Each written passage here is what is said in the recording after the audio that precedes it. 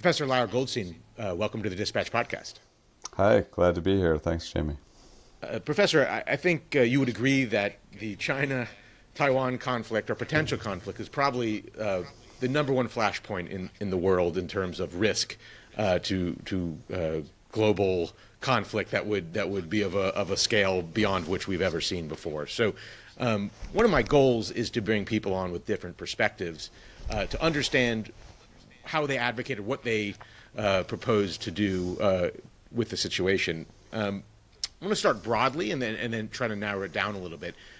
If I were just to ask you straight out, what should U.S. policy be towards the issue of China and Taiwan, and how does it differ, if at all, from current policy? How would you answer that?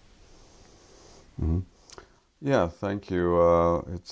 I am strongly agreeing with you that I'm really glad you're doing this podcast, and I hope you'll keep this kind of focus on it.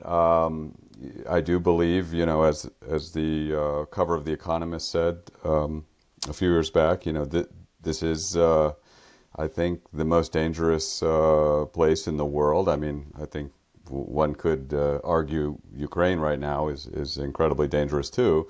But this, to me, still exceeds that level of danger here for the United States. So I would, I would counsel, to sum up my position, that we need to be more cautious than we are. I think at this point, a lot of people want to lean into this problem. They view it as, some people argue, maybe we'll get to this, that Taiwan is the cork in the Chinese bottle. If you can sort of bottle up Chinese power in this spot, then containment will be a success, and we will win. This kind of Cold War with China. I think that is all specious reasoning. To me, we have to realize that the United States actually does not have any vital interest in the island. We have some kind of historical interest, some cultural interest, some economic interest. That I'll grant you those, but it doesn't even close to rise to the issue of a vital interest. Not at all, and it's quite misleading for people to argue that it does. And often when they're pushed, they kind of slip between, well, maybe chips, maybe this, maybe that, and it just doesn't add up. Not even close. So I think if we were to keep that understanding, then I think we can lean hard on the diplomacy. We can keep our military strong. That's very important. I worked for the Navy for 20 years, so clearly I believe in that. We can keep our powder dry, for sure. And we can think about a feasible defense in the Asia Pacific that doesn't bankrupt us, that doesn't put us on the brink of war all the time, and that is reasonable and defensible and allows for a practical or pragmatic relationship with China. Are we going to compete with China? Absolutely. Should we balance China here and there? Sure. But look, if you want the 21st century and the 22nd century and the centuries after that to be peaceful, and if you want us not to destroy each other in a nuclear conflict, which is quite possible. I'm giving a lecture at Harvard on December 9. The title is Normalizing Nuclear War in the Taiwan Strait. We're not that far from that, possibility. It could happen soon. So we need to be extremely cautious. I think the Biden administration has really leaned into this in a problematic way, and I hope I'm hoping for different in the Trump administration. But I'm glad you're putting a focus on this, Jamie. I want to give you an opportunity in a second to respond to some of the critiques that you alluded to that people often raise. But what would you advise the U.S. to do if, however unlikely it would be that it would happen tomorrow, if we woke up tomorrow and saw that China was mobilizing tomorrow to invade and take over Taiwan? Well, that could happen, honestly. I don't think we're that far from that. China has made its claim to Taiwan very clear. And, I'm a military analyst. I'm studying everything that the Chinese PLA is doing to get ready for this fight. And I believe they're ready. I believe they've been ready. I don't think they need to wait till 2027. They could go tomorrow. So I'm glad you asked that question. It's exactly the kind of question that needs to be asked frequently. Look, in my view, if that happened, what would we do? Well, of course we would, put our forces on alert and we would batten down the hatches. That's obvious. We might deploy more forces to the region. I say the region, I mean into the Pacific, but I'm not suggesting near Taiwan. And then, I think we would stand by and we would protect our close allies, that being Japan and Philippines. And I think, we would, if the invasion did occur, I think we can imagine, a series of economic sanctions, something not unlike we've seen in Ukraine. But I would hope that we're much smarter than we have been in Ukraine. Ukraine is also not a vital interest of the United States. We should have known that from the beginning. We shouldn't have kind of hinted to the Ukrainians that we would save them, because to me it was amply clear from the beginning that we could not do that, because it's not a vital interest of the United States. So, and it's from everything that we've seen the patience of the American people has run its course. They don't want to endlessly send hundreds of billions of dollars to Ukraine, nor do they want to do the same with Taiwan. And so this fundamental asymmetry, not only of power, which is obvious to see, I can amplify there, but an asymmetry of will. You just cannot get over that. So, I mean, to me, I would not, bring the United States to war over Taiwan, really in any circumstance. And once we take that off the table, that clarifies a lot of things, Jamie. And at that point, we can have a sound set of policies that ensure that we don't go into a nuclear war over this island, and that we, protect our national interests. Of course, that might involve increasing defense spending and elevating the status of our alliances. I would fully expect, Japan, for example, in the wake of a invasion of Taiwan to, double or triple its defense spending. Of course they would, and that would be reasonable. But again, no fundamental American interests are at stake in the Taiwan Strait. You mentioned bringing more military power to the region, but though not near Taiwan, and sanctions. Was that what you think we would do, or that we should do if China invaded Taiwan tomorrow? It's what I think we should do. If I was advising the president, that's what I would advise. I would advise caution. Again, the Ukraine war is very instructive in this way. I mean, the Biden administration has tiptoed very gingerly. In my view, they have been reckless, but they have been quite careful about escalation, because, once we have a nuclear war and destroy the planet, we can't come back from that. So of course, anyway, I would advise, the utmost caution. Now, as to what we would do, now, that's a good question, Jamie, and, I would ask that to a lot of your listeners, but occasionally I am, one does hear sound thinking in Washington, and I've heard some people at the top admitting that this is a bridge too far, something that we shouldn't even consider, that China holds all the cards, basically, unfortunately. So one hears hints of realism, and again, if you put the paradigm of Ukraine on, we seem to have, after wasting a lot of money and killing hundreds of thousands of people, we seem to have come around to the conclusion that we are not in control of the situation. We cannot determine the outcome, and probably we should never have tried. So I would hope, that again, this kind of realism would prevail in these circumstances. But we all know Washington, unfortunately, is inhabited by a lot of ideologues, a lot of people who think that we are on a mission to save every every little country or little or a group of people who want to separate. A lot of ideologues in Washington. So I'm concerned, and a lot of people, frankly, who looking for an excuse to go to war with China, and that's extremely disturbing, because that truly, I can't emphasize how risky that is, especially in these circumstances. Let me say, here's something that I think is meaningful to people with military background, but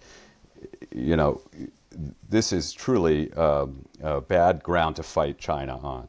And I use the analogy. I used to give tours of Gettysburg, and when General Buford, a Union general, came to those hills in Pennsylvania and took a look around, he said, I can win here because this is good ground to defeat the Confederates, and the Confederates had defeated the Union over and over. But this is, in a way, it's the opposite. This is good ground for China to fight on. They have every kind of advantage. Let me throw out some of the critiques that you've alluded to, that sometimes people arguing the opposite position put out there. Well, let me just start with one. You mentioned, some people think that U.S. should defend, I think the way you put it, every small country trying to, separate. In the case of Taiwan, a lot of people would say it's a little different than just, some random country trying to separate. It is developed, although it wasn't for its entirety of since 1945 a democracy, but at least since the late 80s, it's developed a democratic system, robust economic capitalism. Is this, as leader of the free world, for us to not stand up for a country like this, does that not give pause to other free countries that think that we're standing, that we're behind them, that we wouldn't be there in their moment of peril? Mm-hmm. Well, look, I think this is kind of like lofty rhetoric that I think gets hearts going pitter-patter. But no, I don't think that it's about democracy. We have plenty of allies, as for instance, the Saudis, who were talking about defending even more robustly, who are, as far as I can tell, enemies of democracy.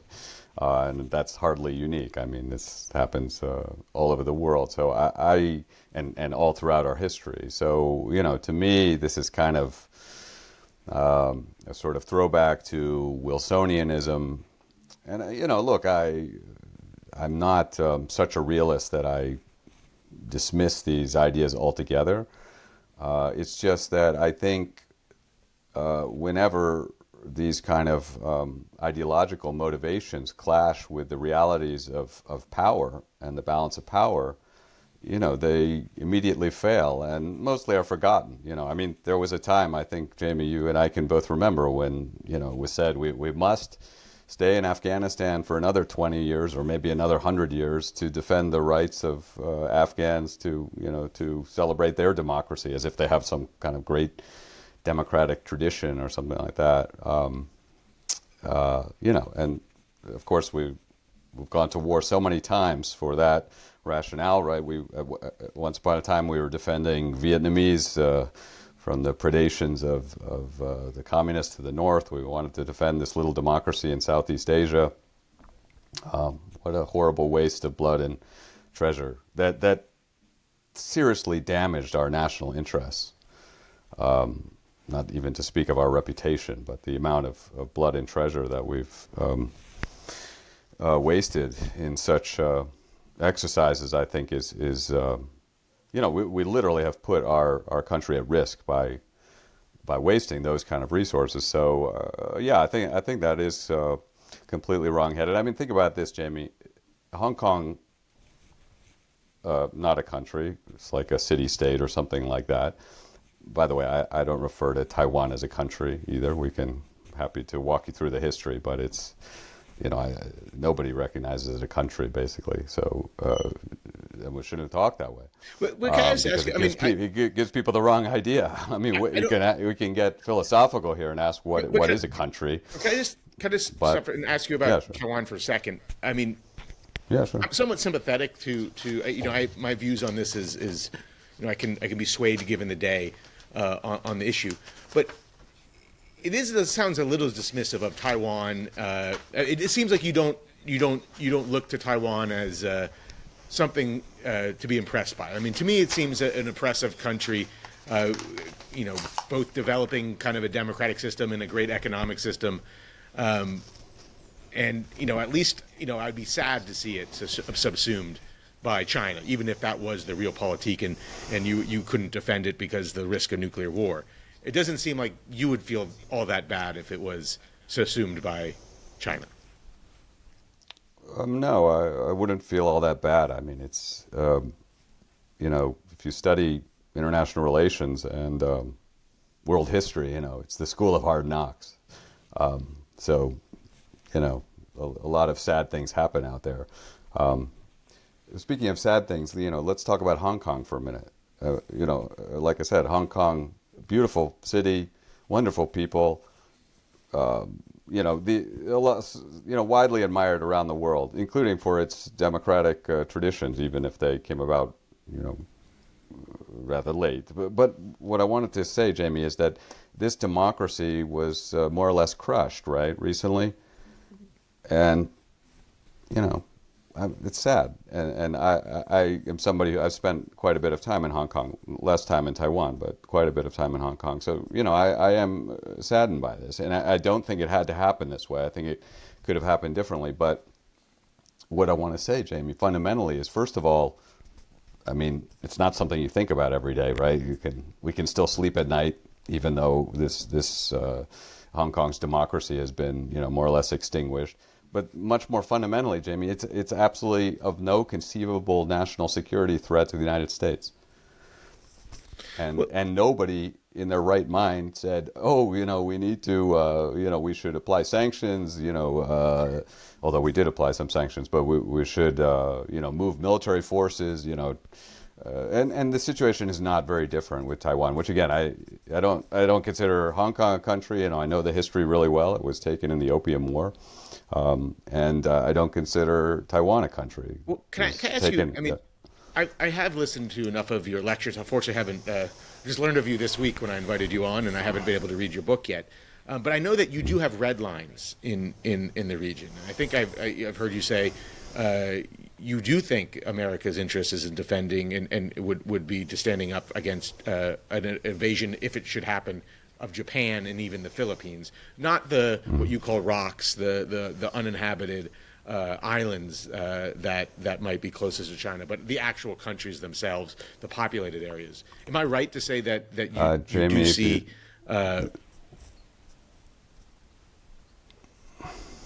Okay. All right. I'll start over the question.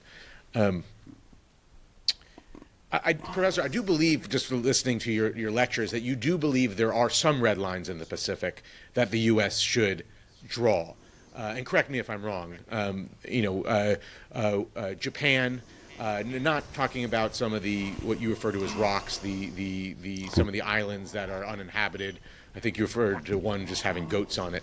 In the Philippines, again, not the uninhabited islands, but the actual population centers. You do believe, if I'm not mistaken, right, that should be a red line. We wouldn't want China to militarily try to conquer those countries. That would be something America should fight for.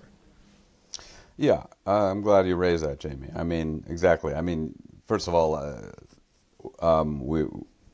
we have to draw a red line somewhere. We have to, to have a coherent defense policy. I mean, the good news to everyone is that, I study Chinese defense policy and politics very carefully, and you won't find any hint of kind of, some kind of Chinese sensibility or idea that they should somehow conquer Japan or conquer the Philippines. So, I mean, it's kind of a non-issue, but I do agree. Just for the sake of coherence, yes, But so I guess we should. how do you distinguish between the Philippines, let's say, and Taiwan? What makes Well, you? Yeah, go ahead. yeah, I mean, great. This is, I think, it's a logical question, and to me, a very important part of this Taiwan issue is making that distinction. And I mean, let's start from the very beginning. I mean, our country, our government recognizes Japan as a state. It recognizes Philippines as a state. It does not, and we have alliances that are long held with those countries. That right there is a really big difference. Now, we Professor, do. Hold on, hold on, hold on. One but sec. just for the We do. listening audience, I just want Yeah. to that who might not be aware, the Taiwan Relations Act. We do not necessarily we don't recognize Taiwan as a state, as you're saying. Just so the listeners who may not realize, we do have a policy of strategic ambiguity that doesn't say that Taiwan is a country. Just for those who may not be aware, that when you say that we do recognize Japan as a state, but we don't recognize Taiwan as a country. Yeah, and that's right, and not only that, it's by design. I mean, it's not kind of.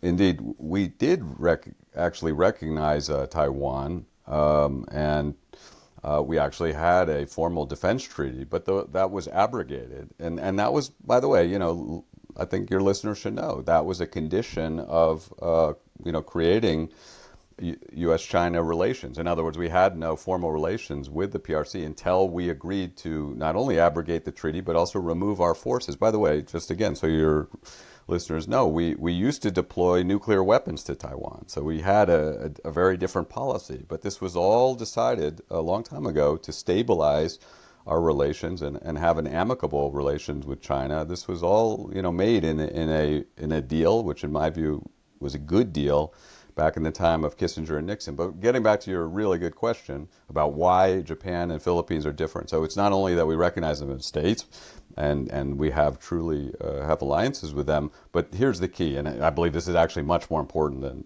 all that other stuff I said. What's much more important, because words are cheap and pieces of paper are cheap, I'm a realist. It comes down to power, and power realities dictate that Japan and the Philippines are countries that can be defended quite easily. They are, these large island archipelagos, which are more distant from China. So that distance, it may not sound like much, but it's actually, it makes a big difference in military terms, in terms of the amount of firepower that China can bring. But also, again, in the Philippines, should you have to, retreat and take initial blows, you can. It has strategic depth. It has vast strategic depth, actually. So the Philippines would be very difficult for China to conquer. Same with Japan. I mean, that's even more the case. So the concept of them being conquered actually is, quite ridiculous. What would you say, Professor, to those, and I know you've heard this argument before, that say Taiwan, if China took over Taiwan, it makes the others less defensible. That Taiwan is in some ways a barrier, a defense of the Philippines, of Japan. Mm-hmm. Yeah, I mean it's not a crazy idea, but I mean, I think. Look. I recognize there are some reasons why. If China were to conquer Taiwan, that could put us in a slightly less advantageous position. I mean, right now, in a way, we're in an exceedingly advantageous position. I mean, at least from the position of, I'm especially here talking about intelligence, surveillance, reconnaissance, ISR capabilities. So yes, there is some, as it were, penalty to be paid.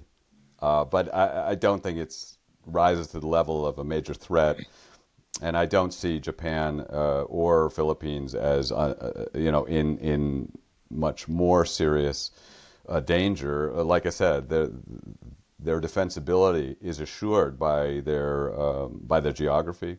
But also, I mean, Jamie, hold on. One more fundamental point I think your listeners need to know is that and this is actually more fundamental than the geography or the military power, or the kind of whether we're talking about states or not. But China has a very strong claim on Taiwan.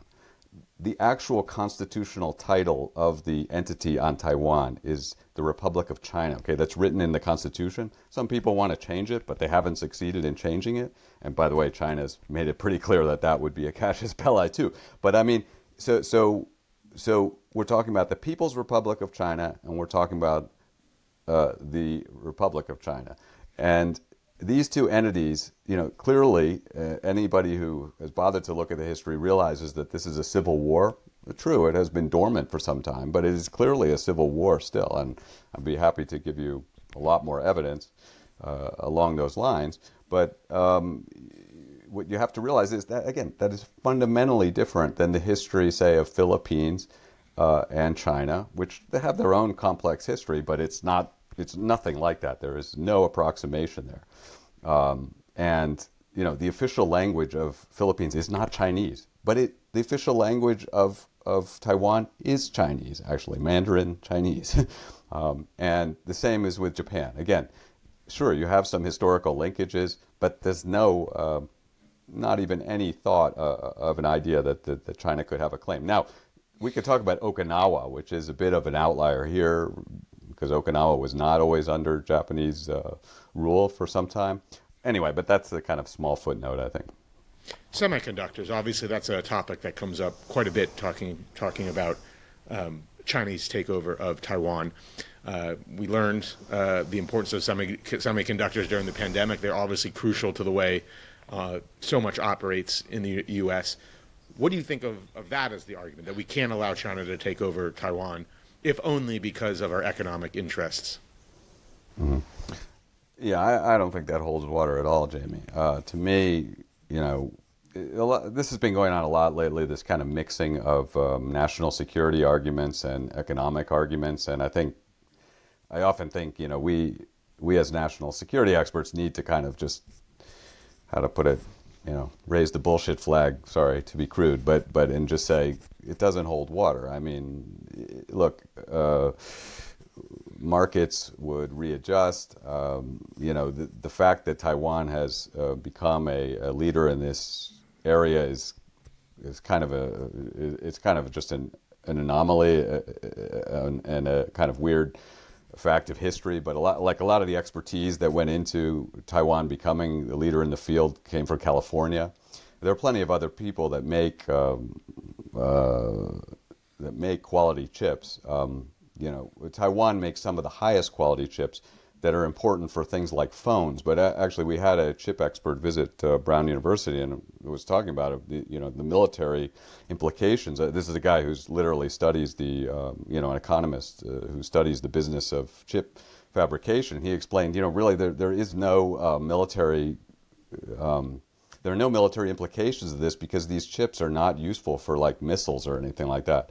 The chips that go into missiles don't have to be small, actually. The chips that go in phones need to be really, really small and precise, but it just doesn't. It's not such a big factor in the military field. So anyway, but the larger impact, if God forbid, if a war does happen, and I say God forbid because nobody, who's has any humanitarian impulse wants to see a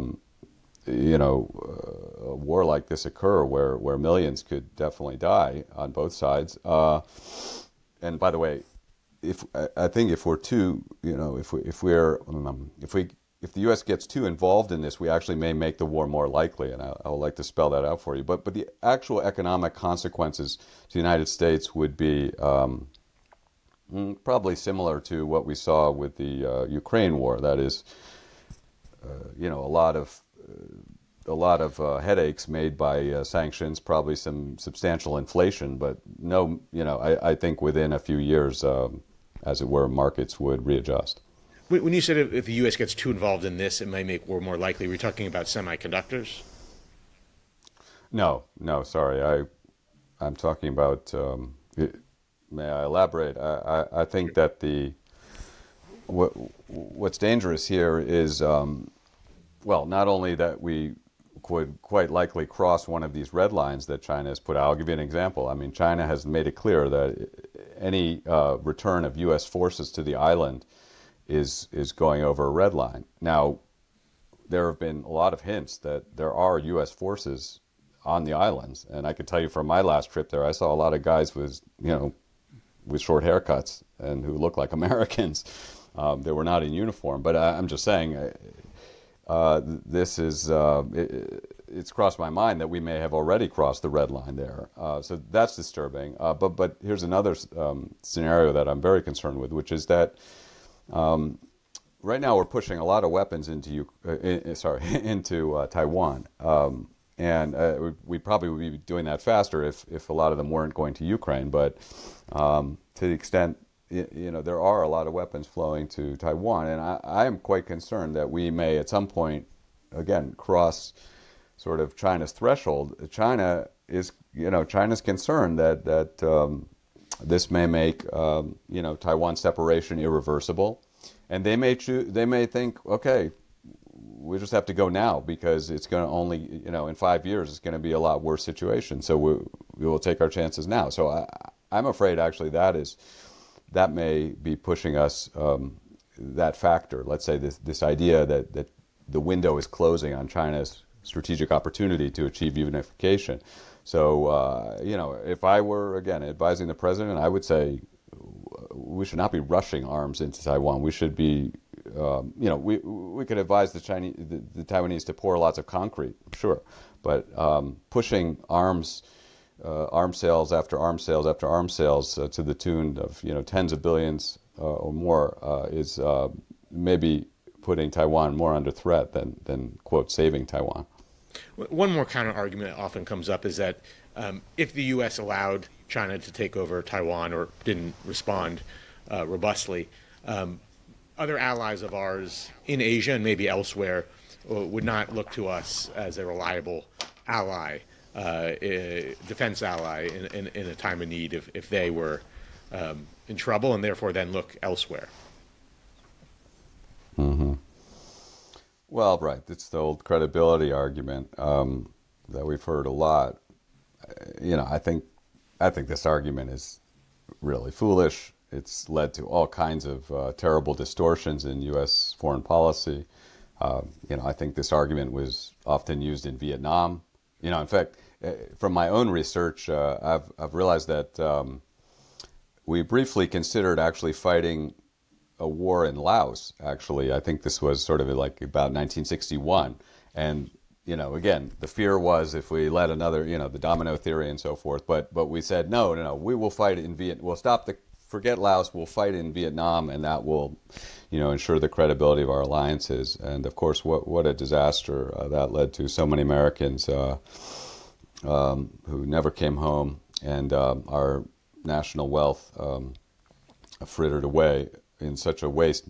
Never mind the millions of Vietnamese, Cambodians who died in that war. So I mean, I just cannot believe that these arguments are still made seriously at this time. But you saw the same arguments made in Afghanistan. How could we possibly leave Afghanistan? Well, guess what? The world is much better off.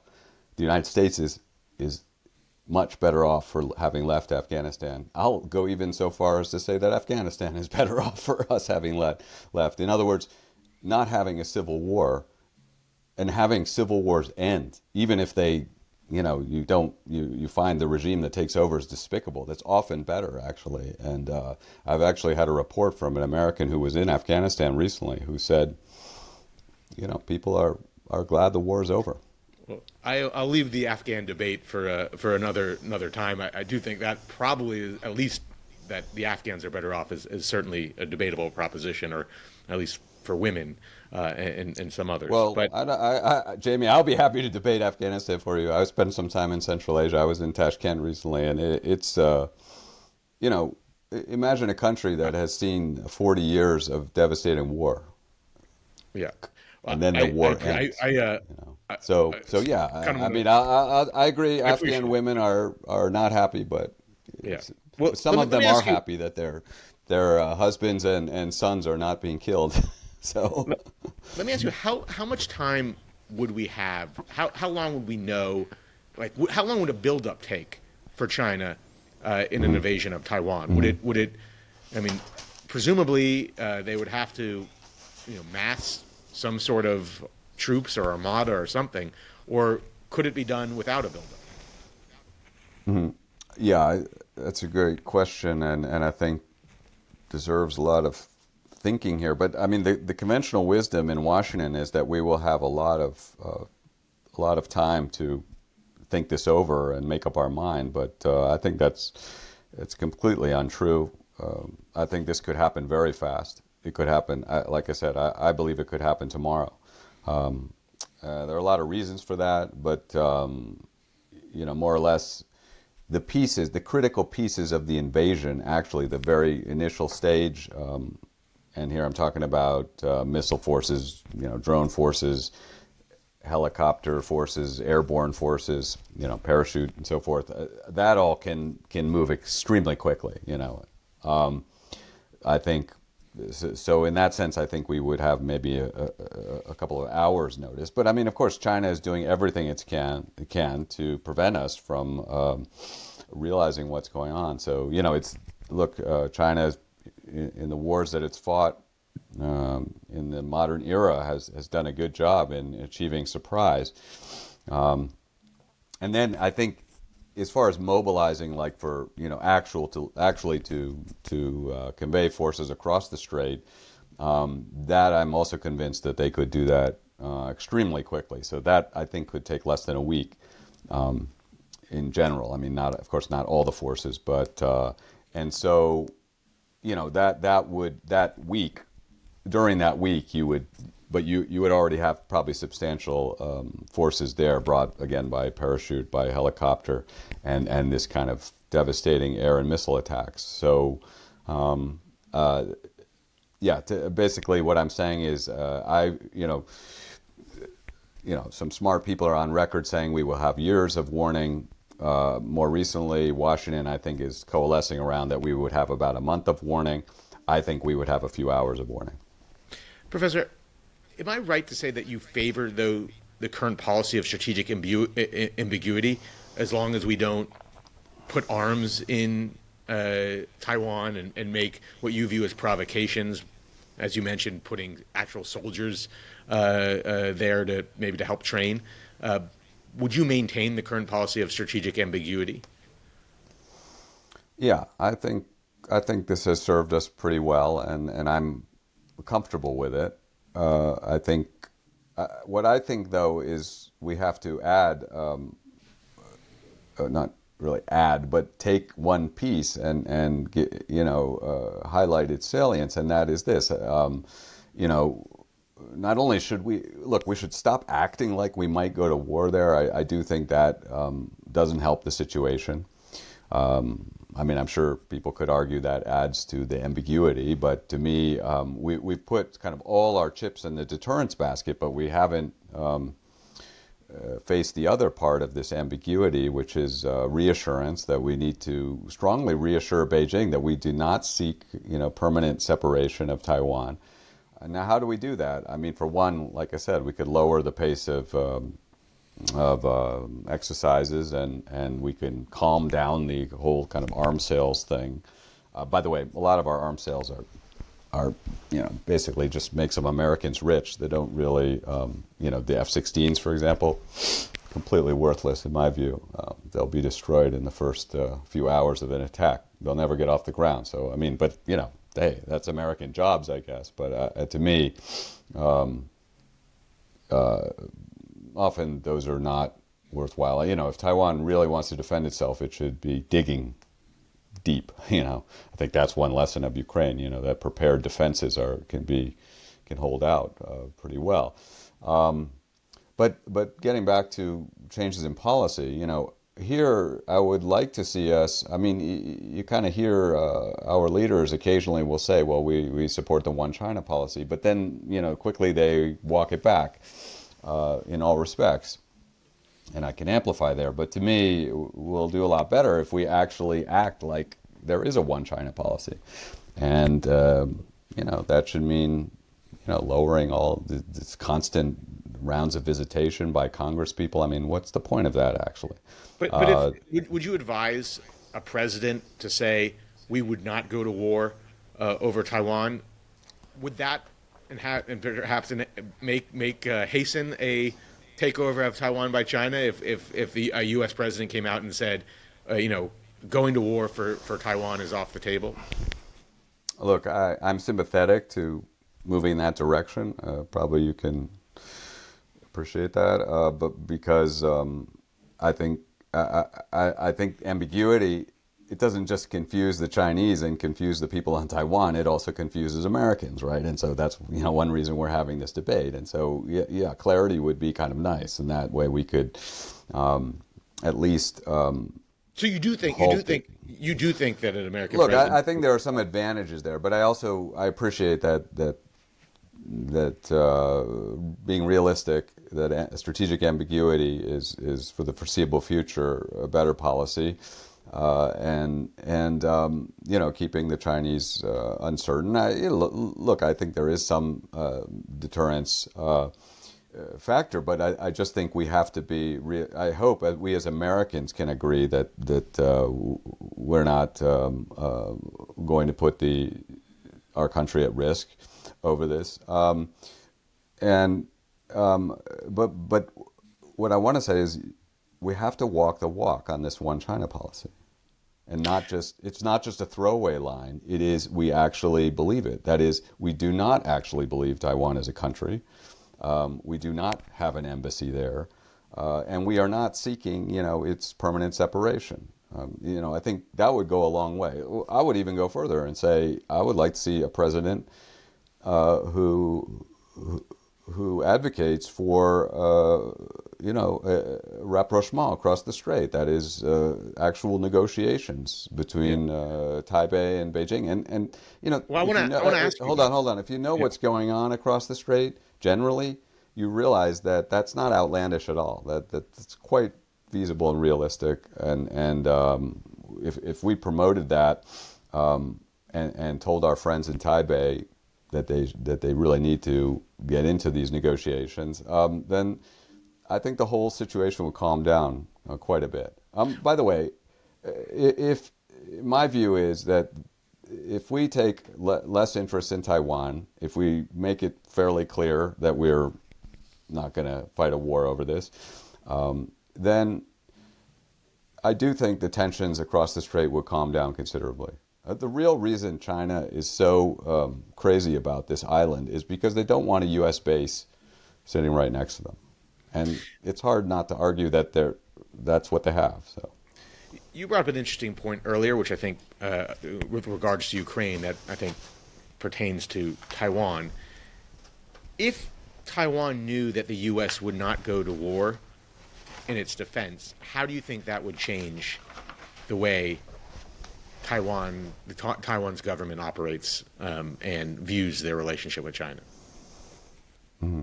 Yeah, I mean, it could go a number of directions, and I don't want to pretend that I know everything about Taiwan. And Taiwan politics is very it's very interesting. It's very complex. But here's my guess, Jamie, and you do hear some reasonable voices on Taiwan who say that the more these are Taiwan people saying the more we cozy up with Uncle Sam, the more dangerous our situation gets. And, take that a step further, to use your Ukraine analogy, they don't want to become Ukraine, and by ending up as a kind of U.S. de facto ally, an outpost, and end up in a kind of proxy war, if you will. So end up destroyed, like Ukraine is completely destroyed in every dimension, to my judgment. I watched that war very closely. So look. Could it be different, Jamie? Yes, I think so. I think politicians on Taiwan could, take the mature route and say, we're in a tough situation. We're not going to be independent. And a lot of them recognize that that's not happening. And say, we go for confederation, or, look, the fundamental mistake that was made in Hong Kong, and I watched that situation very closely. I was there wading through the yellow umbrellas when they were out there. And I can tell you, they were trying to, those people, they were sticking it right in the face of the Chinese Communist Party. They were determined to, assert these rights. China, Beijing was also determined, but I mean, and then it came to a question of power, and it was decided very quickly. Now, look. Is there a way to get around that though? I mean, maybe before what happened to Hong Kong, maybe it would be easier to imagine a deal. Maybe the Taiwanese could imagine a deal with China. How do you get around what happened to Hong Kong in any type of promise of autonomy? Look, I think there's a lot of room there. What I'm saying is, if you're in a situation where you're in a negotiation with somebody, with an entity that is much more powerful than you. I mean, in the case of Hong Kong, there's no question. Hong Kong has no, distinct military, and was never going to be able to resist, more than just throwing a lot of people out on the street to block highways and throw Molotov cocktails and things like that. What I'm saying, if you're in that situation, you want to be a bit cautious, maybe rein in some of your most extreme goals and try to, get along. Now, look, I get it. I'm not saying Americans should do that. We're not in a position like that with China. We're in a very strong position, and our territory is not threatened, and we are in a position of strength with China, and I'm not terribly concerned about that. I hope we get to that at some point. To what extent is China actually, aside from Taiwan, a threat to the United States?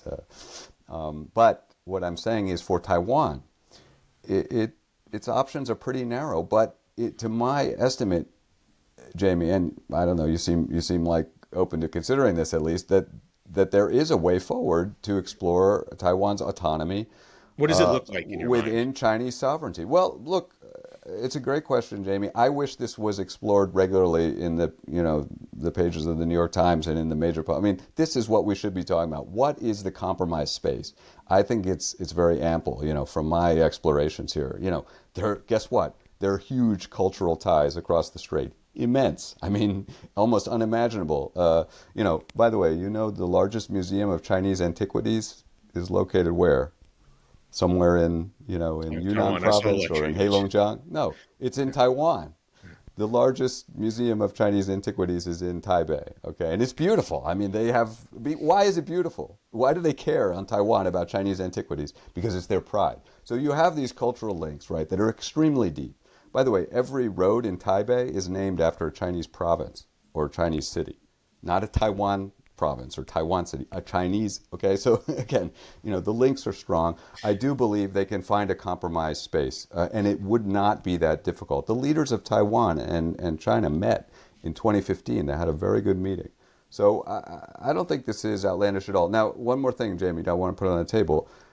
Previously, I don't know if this is still on the table from Beijing's side, but previously Beijing had actually committed to saying they are open to a deal, with Taiwan for autonomy that does not involve any CCP or PLA troops on the island. Think about that. I mean, if that was, now I don't know if that's still the deal, but I think it was under Jiang Zemin or Deng Xiaoping that was. I think Jiang Zemin, this was put out on the table as China's official opening position, not the final position of negotiating, the opening position. So presumably the deal that Taiwan gets would be much better than that. And I think there's every reason to believe it would be. I mean, Taiwan, unlike Hong Kong, Taiwan does have a military. It's not a joke. And I don't think China wants to fight this war. It would be very bloody, no question about it. So, I mean, I'm just saying the hope for autonomy over the long term in Taiwan is pretty good. You mentioned you hope I bring up what threat does China pose to the U.S. I want to bring it up in this context. It seems, and correct me if my framework you think is ridiculous, that maybe the way you see the issue of China versus the world, China versus Taiwan, through the lens of World War I, where these alliances will get us into a large conflict, where maybe some of the people that disagree with you see it through the lens of World War II, where China is going to start with Taiwan and go on to other places from there. Is that a fair framing of where the differences come from, and why should we see it more through the lens of World War one than World War II. Hmm. Yeah, I think that is a fair framing. I mean, I think you make a good point, and I mean, I will just say this that, and I mean, maybe we'll have time to talk about whether appeasement is the right word. I think this is customarily the word that is always kind of a trope or cudgel. I think used by people to criticize any kind of attempt at compromise here, even though there's ample space for compromise here. But I mean, for one, I think the World War II analogy falls down in so many respects. But I mean, where to begin? But I mean, let's start with nuclear weapons. That I mean, in a nuclear-armed world, I just think, and Ukraine has made this very clear, that the options are very narrow for, I mean, you may think that, I mean, I don't, but one could argue that Ukraine is, a democracy and one that's worthy of being defended, and Europe has to be defended, so we should go to war. But that logic all breaks down when you consider the nuclear risks, right? So, I mean, that's a very fundamental way in which I think the World War II analogy falls down. But then here again, to me, we constantly deploy the World War II analogy, the Munich analogy, and we're assuming that all these leaders are Hitler in one way or another. And I just think again and again, it just proves not to be the case. I mean, and Hitler is a singular figure in history who's very unusual, and to assume that every person or country that we have a problem with is Hitler, I think, has just led us astray and into all kinds of horrible wars that were unnecessary. And then let's raise one more issue, which is that if you look at countries and how they use force. I don't think Putin is Hitler either, not nearly. And I think I sort of deplore the use of that analogy in that context too. This idea that if they conquer Ukraine, then the Baltics will be next. After that, Poland, and soon they'll be in Berlin and Paris. I think that's ridiculous. There's no intention, and it's honestly quite crazy. But again, that would be the kind of the World War II analogy applied. But at least in the case of Putin, you can say, well, he did use force against Georgia in 2008. He did use force against, he did annex the Crimea by force in 2014, 2015. So I mean, at least there's something there. But here, I mean, in the case of China, I believe it's been what now? Almost 40 years, I think, since China used force on a large scale. That's really an incredible record of restraint. Certainly very different than Hitler, than Nazi Germany. I think the comparisons fall away pretty quickly. Look, as I often say, I do not rule out the case in which this world becomes so stricken with great power rivalry that in a sense, if we call China an enemy so many times, they start believing it themselves. So far, they've been pretty good about dismissing it as, crazy American domestic politics. But if they really begin to believe this, then I am concerned that it could develop into a very, a classic kind of security dilemma. And you see some of this, especially what's going on with the Philippines, where, China has no interest in conquering the Philippines, and yet people, I believe, responsible officials in Washington or so-called responsible officials have even said, well, there has been, an act of war against the Philippines or something like that. To me, that this is kind of crazy talk. But how did we get here? Well, it's been kind of this cycle of escalation. By the way, I believe a lot of that has been related to Taiwan. But to me, it would be much wiser to realize that, great powers throw their weight around. I mean, get real. Like, that's just how the world works. Russia throws its weight around. The U.S. throws its weight around a lot. So here's a paradox, Jamie, that I see everywhere, is that when you scratch a little, you find out that these realists who, I consider myself a realist, but I disagree with a lot of realists, Friedberg, Mearsheimer, all these people who are so worried about the China threat. But if you look around in the writings of these realists, what they're really afraid of, Jamie, is that China will turn into the United States. Well, I want to get to at the end a little bit what you're diving into the nature of the Chinese regime. Before I do have two questions based on Ukraine. I found that you've written articles kind of based on those, so I know that you have answers to them. Yeah, Jamie, I speak Russian, and I have been to Ukraine, and I have Yeah. studied, the former Soviet Union a lot. So, and in fact, I'm on my way to Kazakhstan in a few weeks. So, anyway, yes, I've been following the war very closely, and happy One to discuss lesson that. Yeah. that I took away, and I wonder if this applies to China in any way, is that sometimes dictators think they have a really great army, only to discover on the battlefield that their army, like all the money, ended up in lending houses for the generals in Mayfair. How sure are we that the Chinese military is as strong as she thinks it is?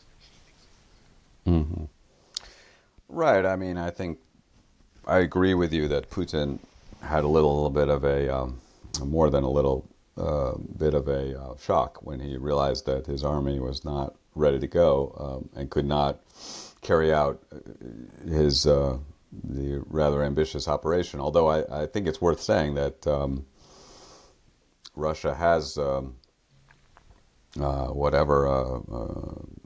conquered, I think now, 20% of Ukraine, and Ukraine is the largest country in Europe, so that's, amounts to something. But I mean,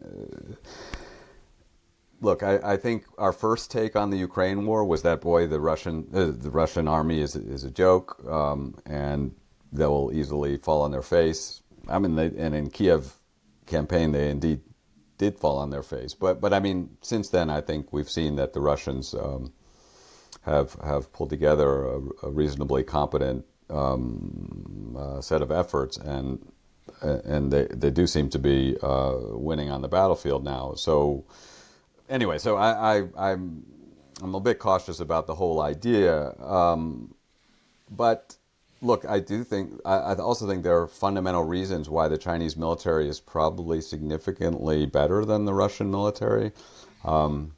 Why? Well, a number of reasons, but let's start with the most basic. I think, at least for a while, certainly pre-2022, their budget, the Chinese military budget, in aggregate was something like almost 5 times what the Russian budget was. So I Do mean, we know that for sure, though? Do we know the numbers for sure? I mean, is China transparent enough to know how much they're actually well, spending? yeah. I mean, if anything, it was more than that, right? I mean, but here's the point, Jamie, is that Russian military spending before 2022 was appallingly low. I mean, their budget was something like 1/20th of the NATO aggregate, 1/20th.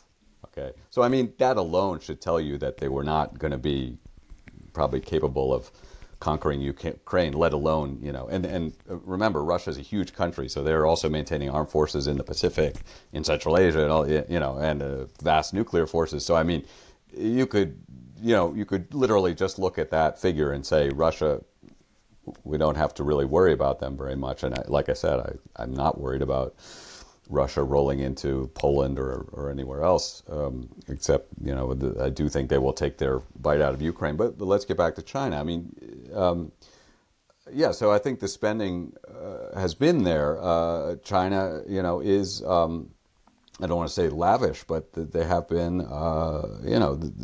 it's very clear that their forces are being modernized at a very rapid clip, and we see them taking on training, which is really advanced. I would say I watch a lot of Chinese military news and so forth, and so I'm quite well acquainted, and I think the esprit de corps, the prestige in society, this is key, Jamie. In Russia, again, I've been to Russia many times, and also China, so I'm in a good place to compare them. But the prestige of the Russian military throughout the post-Soviet period has been pretty low. I mean, in other words, they were not getting both had low morale. It was not seen as a prestigious profession. And it's really the opposite in China. I mean, in China, you have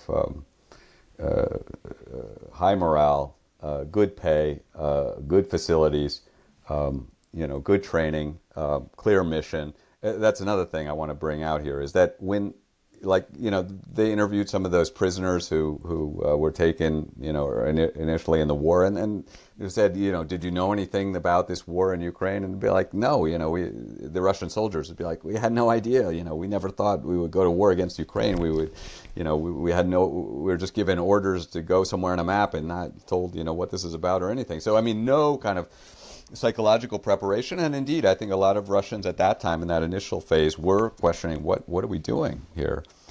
I don't think that'd be the case at all in a Taiwan scenario. I mean, the whole purpose for the existence of the PLA, they make no bones about it, is to achieve national unification, and in that sense, the military, it's ingrained into them from day one of their service that they are part of this campaign. So, I could go on, but I think you're going to get a much higher esprit de corps, a much higher level of understanding. No, I mean, it's not to say there wouldn't be any, as it were, morale problems or psychological issues. I mean, it's often said, Chinese will not kill Chinese. So, in that sense, yeah, there could be some problems. On both sides, by the way, for the Taiwanese too. But because these are people who speak the same language, like I said, it's a civil war.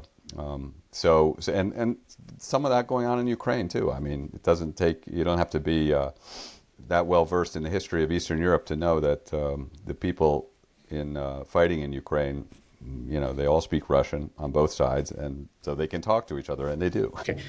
The second question I have about the Chinese military is I remember I was at Schönberg Palace in Austria, and when it kind of struck me that when World War I began, there wasn't a single general in the Austrian-Hungarian Empire who had seen battle, because the last major battle that occurred there was 60 years ago. It's been decades since China has been in a major war. How confident are you that a military that has not engaged in a major military war in decades would operate very well in the conflict that they, in specifically the Taiwan, taking over Taiwan?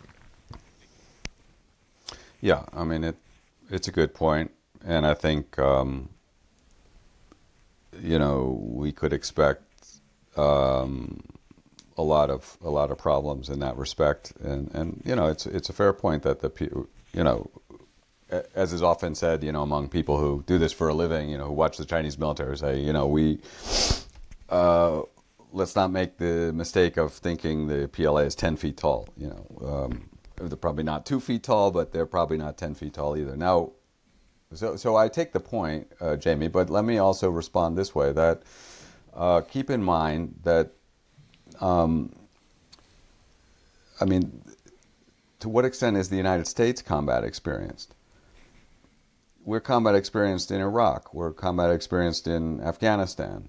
I guess we've probably had advisors all over Ukraine, so we're learning there too. But what I'm saying, Jamie, is that the two services that would be most engaged in a war, in the Taiwan War, the United States, that is the United States Navy and the United States Air Force. I mean, neither of those services have seen, intensive, great power warfare since 1945. Okay, so, I mean, it's especially the case in the Navy, but it's certainly true of the Air Force too. So, I mean, I'm just saying, some segments of the Marines and the Army have got some combat experience, but again, you're fighting against an enemy in like the Taliban in Afghanistan. I mean, they, are lucky to have ammunition for their AK-47s and maybe some RPGs. But I mean, in other words, this is not like a peer-to-peer fight. You have massive control of the air. And what I'm saying is you can take away from that a combat experience all the wrong lessons, right? So it could actually be, we could actually be worse off here. there was an article in the Chinese military press. I read a lot of Chinese military analyses, and they actually, you raised the issue of World War One. They raised this question of military performance in World War One, and they said actually before World War One, the British and the French armies had much more combat experience than the German army, but paradoxically the German army tended to fight, if you go engagement by engagement, tended to be much more effective, particularly in the opening set of battles. Why?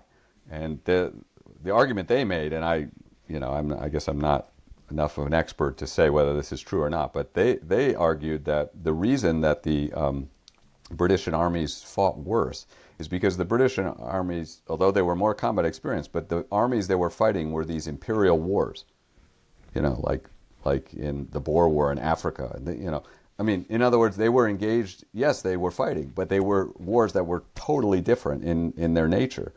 Whereas the German army was focused on fighting against a peer. I hate to say it, but that argument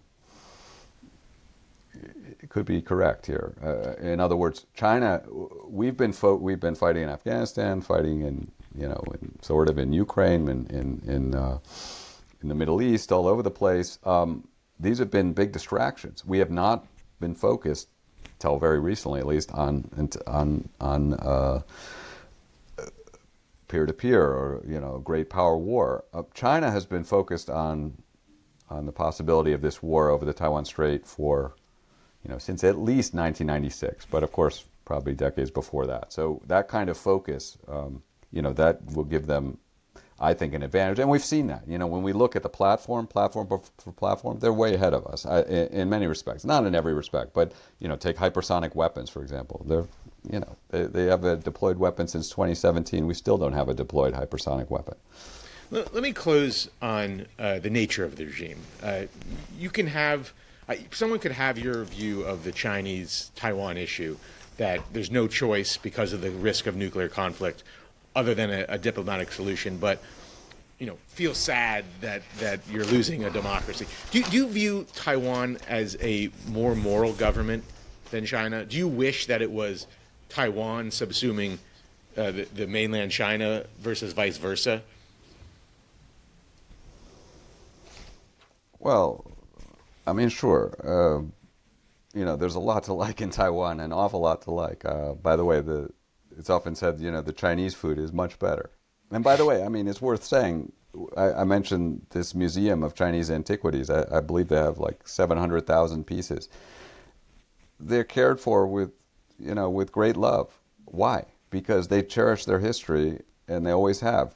Their Chinese history. In China, by contrast, for a period during the high period of Maoism, in the Cultural Revolution, they destroyed these relics. So, there's this paradox where you can find better Chinese history and antiquities in Taiwan. Okay, there's a lot to like in Taiwan. Sure, if it could all be different, it would be nice. But it can't. And we have to deal with the cards we're given. And here, the cause of world peace, basically the future of the world depends on the U.S. and China finding a way to get along. We don't have to like them, but we have to get along with them one way or another. And so challenging their core interest here, their, as we would say in our lexicon, we say vital national interest. If we're going to challenge their vital national interest again and again and again on almost a daily basis, we're going to end up in a war, and maybe sooner rather than later.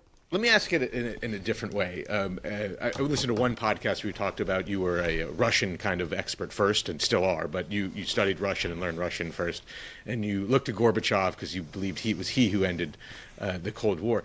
Were you someone who, when Reagan called the Soviets an evil empire, you didn't like that, you recoiled at that?